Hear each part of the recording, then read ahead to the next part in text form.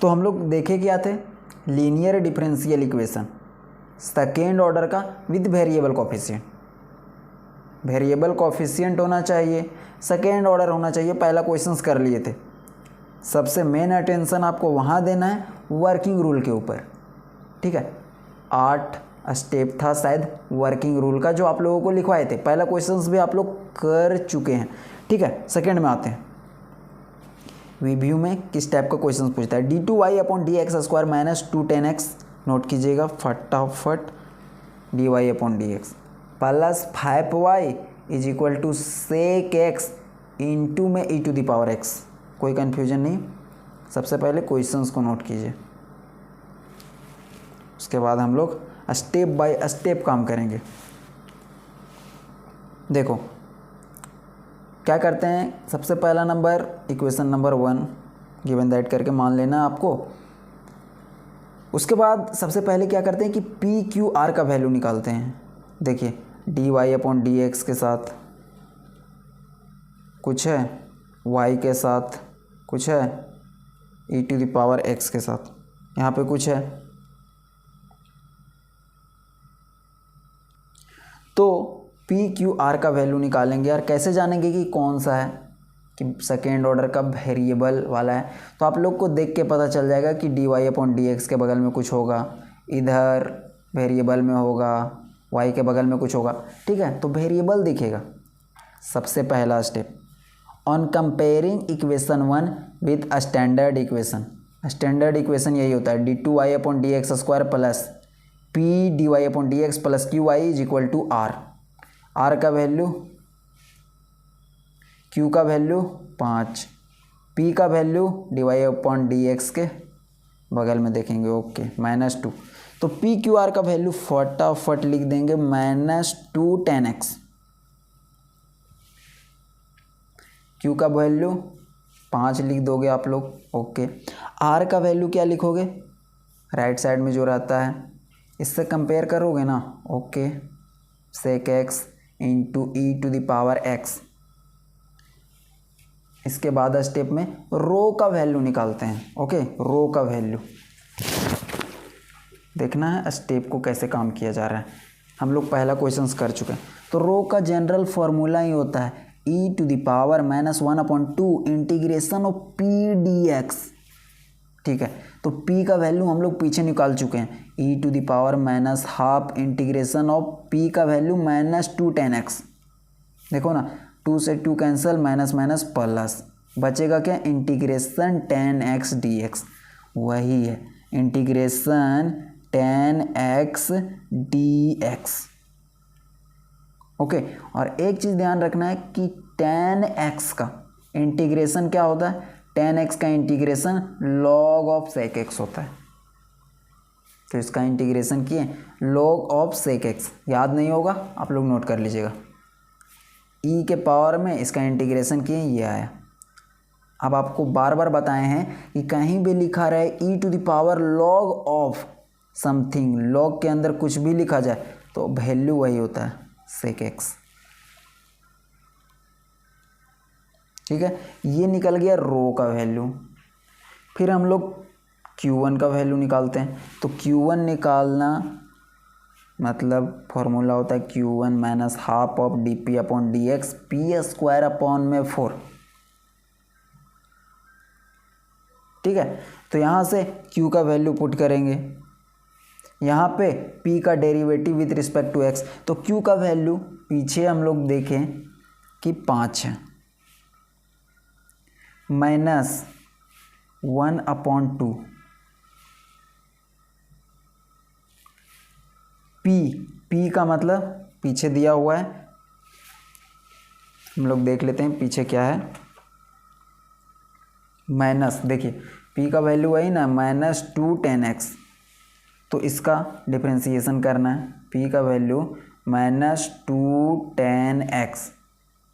तो यहाँ से -2 का -2 और tan x का डिफरेंशिएशन sec²x, P का डेरिवेटिव किया गया, ओके। माइनस p² का मतलब P का वैल्यू -2 tan x, तो पी स्क्वायर का मतलब 2 दूनी 4 और 10 स्क्वायर एक्स अपॉन में 4। वैल्यू को सिर्फ पुट किया गया। देखिए वैल्यू आ गया, 4 से 4 कैंसिल हो जाएगा, 2 से 2 कैंसिल हो जाएगा, बचेगा क्या 5 minus minus plus sec square x minus 10 square x, और इसका वैल्यू 1 होता है। Sec square x minus 10 square x is equal to 1। तो पहले से 5 है और प्लस 1, मतलब कि 6, Q1 का वैल्यू 6 आ गया। देख रहे हो क्या, नोट करो इसको। उसके बाद निकालते हैं R1। R1 के लिए सिंपल सा R अपॉन रो फॉर्मूला होता है। R का value sec square sec x है इंटू में e to the power x, rho का value e to the power x। बहुत ही सिंपल है। Now the transformed equation is, उसके बाद हम लोग लिखते हैं कि ट्रांसफॉर्म्ड इक्वेशन 1 है, सो कुछ इस फॉर्म में बदल जाता है, d2u upon D x square plus Q1u is equal to R1। ठीक है, Q1 का वैल्यू हम लोग यहाँ पे पुट कर देंगे, क्या निकाले हैं 6। देखो d2u upon D x square, ये मेन फॉर्मूला ही है। Q1 का मतलब 6, u का मतलब u और R1 का मतलब e to the power x। इसको इक्वेशन नंबर 2 मान लेंगे। अब ऐसा तो हम लोग सॉल्व किए हैं, सिर्फ यहाँ पे y रहता था, बाकी हम लोग काम करते थे। तो यहाँ से देखिए सॉल्व कैसे करेंगे, पुट करते थे d2 upon D x square is equal to D square into, क्या वैल्यू मिलता था D square plus 6, okay, u को कॉमन ले लिए is equal to e to the power x.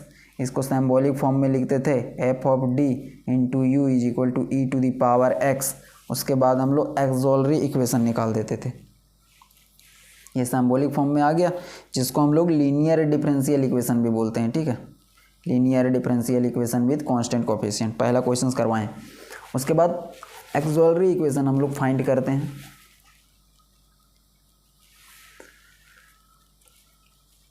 Auxiliary equation short में लिखते हैं। ठीक है, क्या करते हैं F D is equal to M में चेंज कर देते हैं। तो यहाँ से M square plus 6 is equal to 0, M का यहाँ से वैल्यू निकालते हैं। तो M square is equal to -6, तो एम का value plus minus under root -6, तो यहाँ से हो जाएगा प्लस माइनस 6i, आई होता है ना, वही लिखा गया है, आई को बाहर कर दिया गया और अंडर रूट 6। तो एम का वैल्यू आ गया क्या, कॉम्प्लेक्स नंबर में लिख सकते हैं 0 plus minus under root 6i। C F लिख देंगे, इसको नोट कीजिए पहले।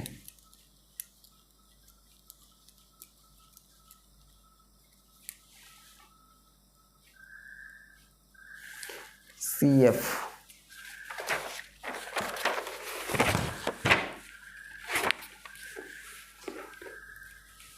बहुत ही इंटरेस्टिंग टॉपिक है और बहुत ही सिंपल फंडामेंटल टॉपिक है। Okay, e to the power alpha x C1 cos beta x C2 sine. अब तक तो आपको याद हो जाना चाहिए इसका फॉर्मूला। ओके, अल्फ़ा की जगह पे क्या है 0 प्लस C1 कॉस, बीटा की जगह पे क्या है under root 6x plus C2 sine under root 6x।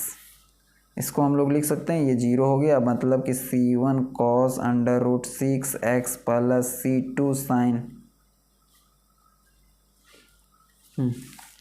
बोलो को ये सब तो हम लोग किए हुए हैं। ओके, कोई दिक्कत नहीं है, आधा पीछे का ही यूज होता है।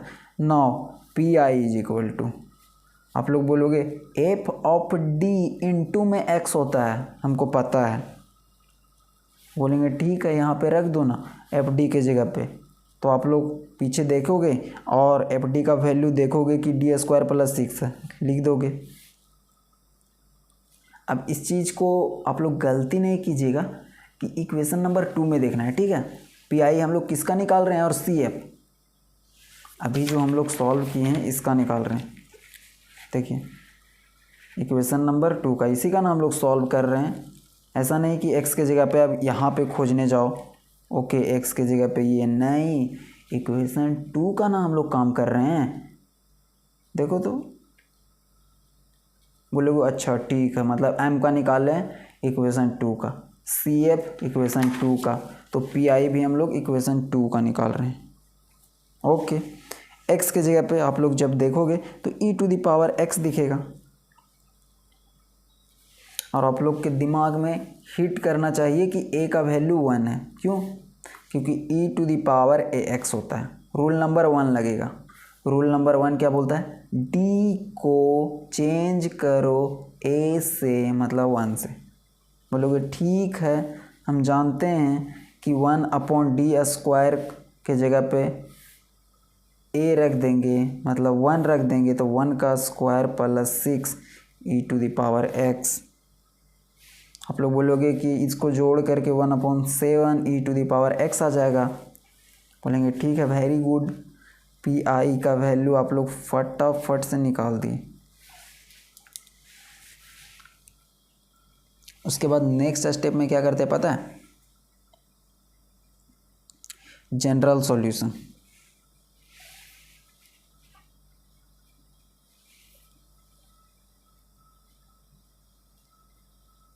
जनरल सॉल्यूशन किसका? जनरल सॉल्यूशन इक्वेशन 2 को नहीं अभी हम सॉल्व किए हैं, तो उसके लिए जनरल सॉल्यूशन इज इक्वेशन 2 लिख देंगे। और आपको बताएं कि अगर नहीं समझ में आएगा, जनरल सॉल्यूशन सिर्फ लिखिए, और उसमें लिखते थे y = CF + PI। इसमें क्या लिखेंगे? CF + PI, बट यहाँ पे y नहीं लिखेंगे, यहाँ पे u लिखेंगे। वर्किंग रूल में भी बताएं क्यों u लिखेंगे, क्योंकि आप लोग बोलोगे कि यहाँ पे देखो ना u है, यहाँ पर u में है, तो जनरल सॉल्यूशन u न लिखेंगे। लोगों ठीक है, इक्वेशन 2 का, तो यहाँ से हम लोग वैल्यू लिख देंगे u = CF का वैल्यू x + C2 sin, ठीक है, ये CF का वैल्यू, PI का वैल्यू, ये इक्वेशन 2 का निकल गया जनरल सॉल्यूशन। लास्ट स्टेप में हम लोग करते हैं हेंस रिक्वायर्ड सॉल्यूशन। लास्ट में लिख देंगे रिक्वायर्ड, जो हम लोगों को ज़रूरत था। ये तो जनरल सॉल्यूशन हुआ, लेकिन रिक्वायर्ड सॉल्यूशन किसके लिए? इक्वेशन 1 के लिए, क्योंकि क्वेश्चन में तो 1 दिया गया है। तो उसके लिए क्या करते हैं? आप लोग बोलोगे कि वर्किंग रूल में तो आप लिखवाए हैं y = ρ × u। इसका सिंपल सा मतलब है कि y के जगह पे y लिख देंगे, रो के जगह पे रो का वैल्यू निकाले थे, उसका वैल्यू था sec x, और u का वैल्यू ये लिखा गया C1 C, इसको लिख रहे हैं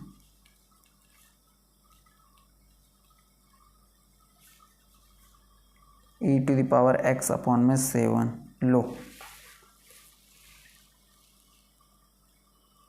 ठीक है, तो ऐसे निकलता है। सबसे पहले जनरल सॉल्यूशन u में था, इसीलिए u में। रिक्वायर्ड सॉल्यूशन y = ρu था, रो का मतलब ये होता है, u का मतलब ये होता है, दोनों को लिख दिए, नो प्रॉब्लम।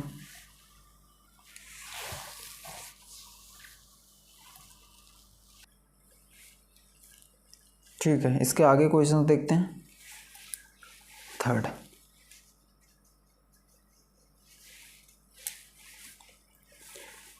सिर्फ आपको प्रोसेस समझना है, ठीक है। यहाँ पे नोट कीजिएगा question, x² - 2 x² + x dy/dx plus x² + 2x + 2 × y = 0, ठीक है।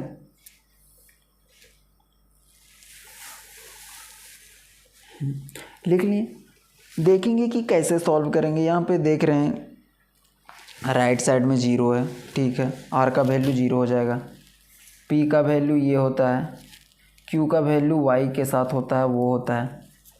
लेकिन यहाँ पे देखिए d2y/dx², ये तो स्टैंडर्ड फॉर्म नहीं है, क्योंकि स्टैंडर्ड फॉर्म में आपको बताएं कि linear differential equation of second order with variable coefficient, second order का मतलब 2 बार किया गया है ना, उसी को सेकेंड ऑर्डर बोलते हैं। अच्छा, लेकिन यहाँ पे x² तो एक्स्ट्रा आ गया है, तो ये x² को यहाँ से हटाना पड़ेगा, उसके बाद हम लोग सिंपल बनाएंगे, ठीक है इसको, और फिर वही काम करेंगे।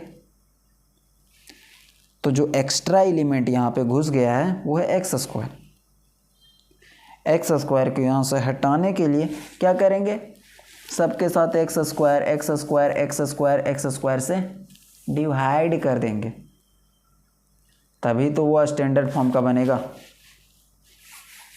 बात कम काम ज़्यादा, ओके, काम करते हैं। डिवाइड कर रहे हैं किससे, x² से, ध्यान दीजिएगा, x² से सबसे डिवाइड कर रहे हैं, x² खत्म, d2y/dx² minus 2x² plus x upon में x², वैल्यू चेंज नहीं होगा, क्योंकि मैथमेटिक्स में आपको पता है कि अगर सेम चीज़ से मल्टीप्लाई डिवाइड कर देंगे तो नो चेंजिंग।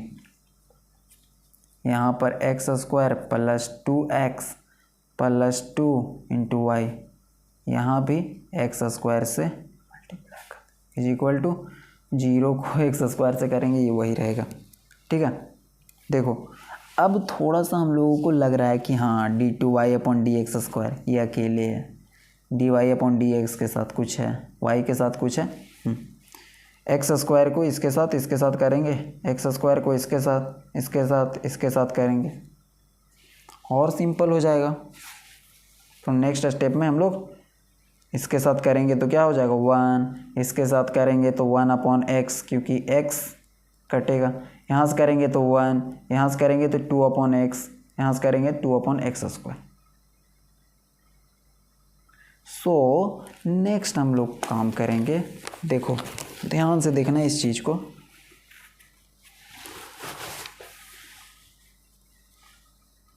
नज़र हटी और दुर्घटना फिर घट जाएगा। देखिएगा लेफ्ट साइड में, ओके ये आ चुका है, -2 था प्लस 2/x, कैसे किया गया, x² को x² से डिवाइड किए, कितना बचा 1, और बाहर में 2 था, मल्टीप्लाई किए 2 × 1, ओके, x² को ऊपर में x था, काटे 1/x, 2/x आ गया, 2 को अंदर मल्टीप्लाई भी कर दिए, ठीक है, साथ में है dy/dx प्लस x² के साथ डिवाइड करेंगे x² को 1 प्लस फिर से डिवाइड करेंगे 2/x प्लस 2/x², यहाँ से y = 0। अब ये है ना, देखने में लग रहा है कि कोफिशिएंट इसका वेरिएबल है, सेकेंड ऑर्डर का है, तो अब इसको हम लोग काम कर सकते हैं।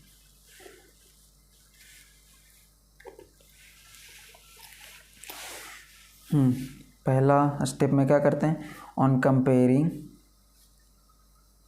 अपने दिमाग को अटेंटिव रखना है, comparing equation 1 with standard equation. Fast भाग सकते हैं क्या, और स्टैंडर्ड इक्वेशन क्या है, d2y/dx² plus PQR, P dy/dx plus QY = R। अच्छा ये स्टैंडर्ड इक्वेशन है, तो PQR का वैल्यू यहाँ से निकाल सकते हैं हम लोग। P का वैल्यू देखो ना, ये पूरा माइनस के साथ भी ध्यान देना है, तो -2 प्लस 2/x, Q का value 1 plus 2/x plus 2/x², R का वैल्यू 0 है, एक चीज़ तो राहत मिलेगा हम लोगों को, ठीक है। इसके बाद तुरंत स्टेप क्या करते हैं पता है, रो का वैल्यू निकालते हैं। और रो का मतलब वो e⁻⁻1/2p/dx, ठीक है। e⁻⁻1/2 p का वैल्यू ये दिया गया है, उसको हम लोग लिख देंगे। तो -2 + 2/x dx।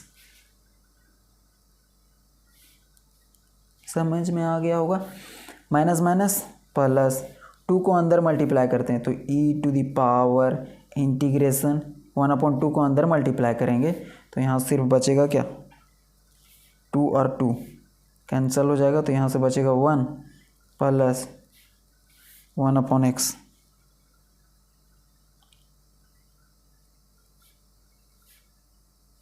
With respect to dx, इसको नोट कीजिएगा।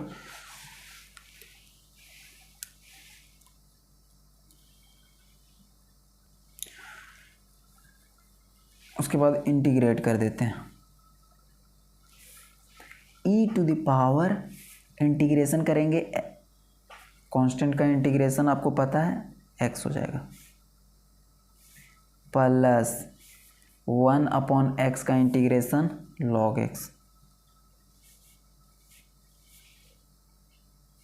x प्लस log x। ये आ गया रो का वैल्यू।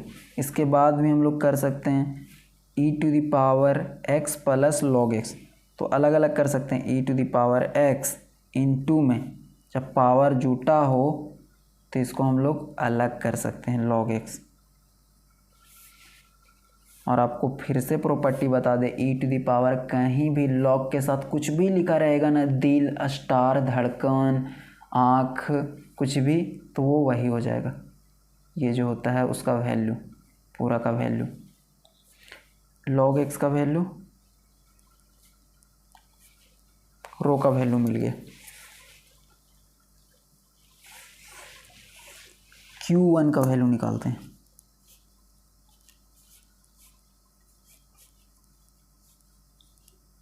तो q1 का फॉर्मूला सबसे पहले लिख लेते हैं। q का वैल्यू q का वैल्यू देखिए 1 + 2/x प्लस माइनस, ये सिर्फ q का वैल्यू लिखें -1/2, और p का integration with respect to x, और p का वैल्यू दिया गया -2 + 2/x। तो इसका इंटीग्रेशन करेंगे, तो इसका इंटीग्रेशन करेंगे, देखिएगा -2 और 2/x है, तो यहाँ से हो जाएगा -2 का 0 और minus of 2/x²।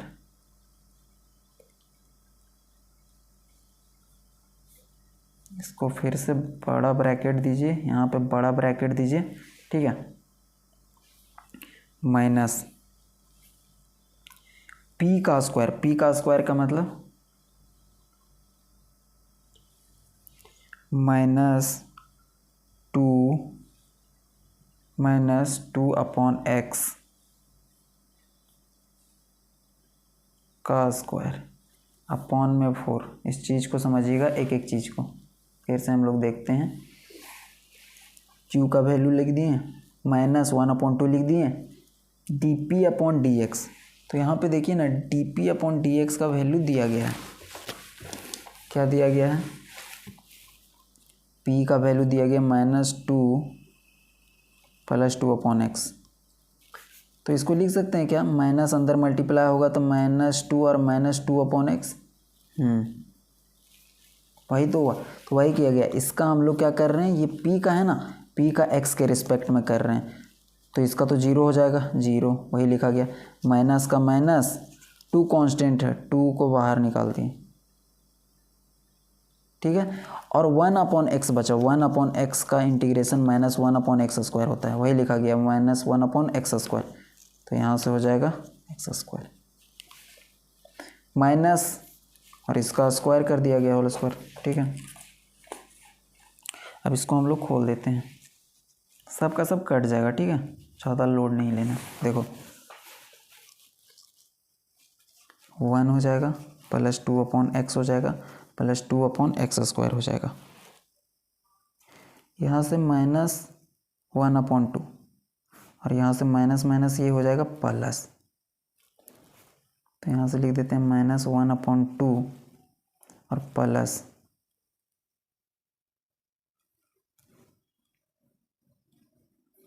Minus minus plus हुआ ना x²।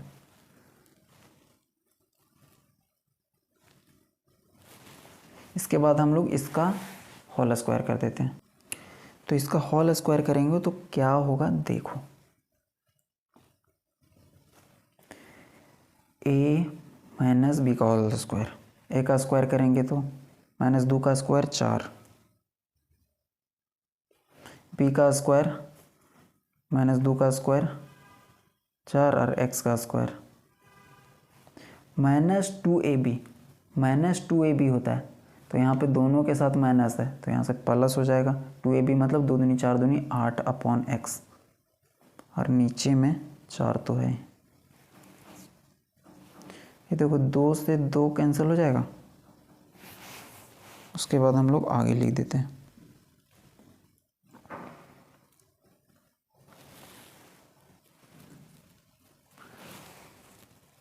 Q1 = 1 + 2/x + 2/x² या -1/x²,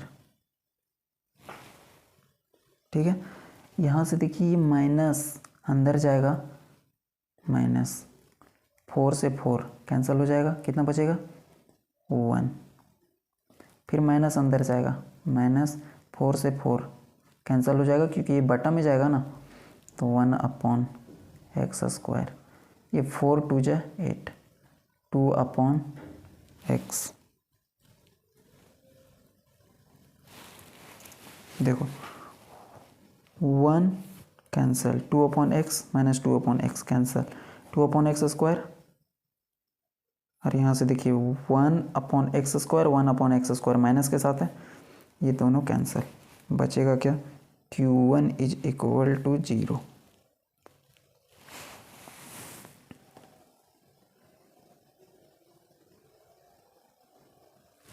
उसके बाद हम लोग चलेंगे Q1 के बाद R1 में। देखो Q1 का वैल्यू 0 नोट कर लीजिएगा इसको।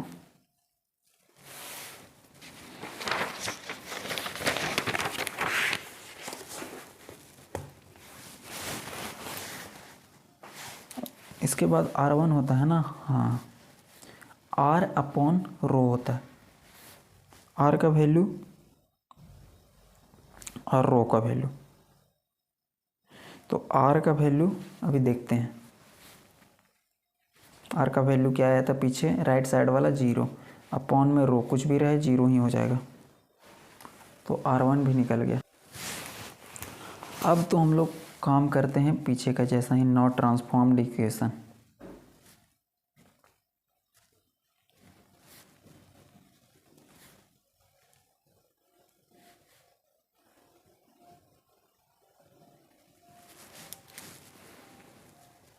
d2u/dx² - Q1u = R।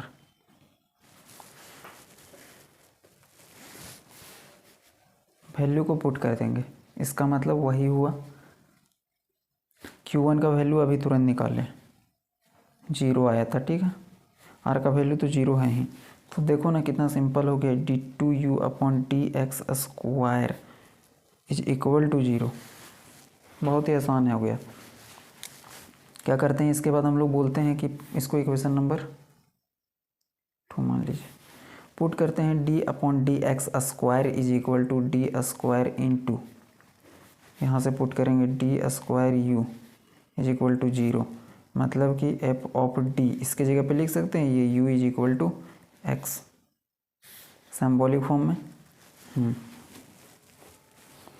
उसके तो बाद एक्सोलरी इक्वेशन, एक्सोलरी इक्वेशन में क्या करते हैं, डी स्क्वायर को M square is equal to 0, तो एम का 2 वैल्यू आएगा, एम स्क्वायर का मतलब क्या, एम का 2 वैल्यू मतलब 0 0 2 वैल्यू आ गया, तो सी एफ का वैल्यू निकाल देते हैं। सी एफ का वैल्यू रियल और इक्वल के लिए C1 प्लस C2 एक्स, और e to the power m x होता है, एम के जगह पे क्या है 0, किसी भी चीज़ के पावर में 0 1 होता है। सी एफ का वैल्यू निकल गया। अब निकालेंगे P I. Now P I 1/FD into में एक्स, ओके।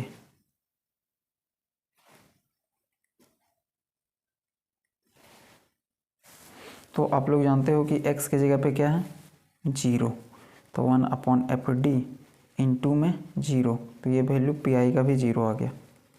देखो ना, x के जगह पे 0 है, ओके। इसीलिए बोलते हैं कि राइट साइड में अगर 0 है ना, मतलब x का वैल्यू 0, तो पी आई 0, ऐसा लिखवाएं भी। फिर उसके बाद हम लोग लिख देते हैं जनरल सॉल्यूशन।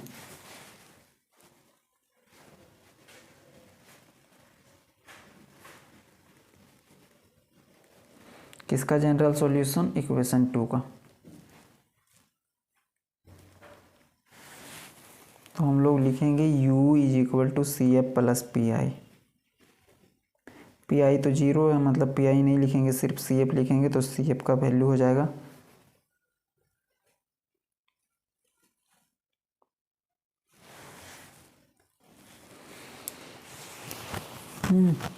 अब लास्ट स्टेप में इक्वेशन 1 का ना हम लोगों को निकालना था जनरल सॉल्यूशन, तो लास्ट में लिखेंगे hence required solution of equation 1 is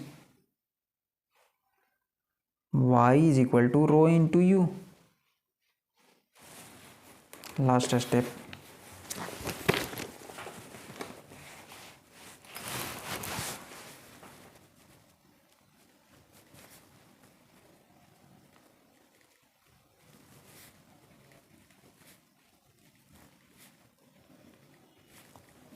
required solution ये फॉर्मूला है, ठीक है। रो यू, और रो का वैल्यू निकाल चुके हैं ई टू द पावर एक्स, और यू का value C1 plus C2 x, यही तो होता है।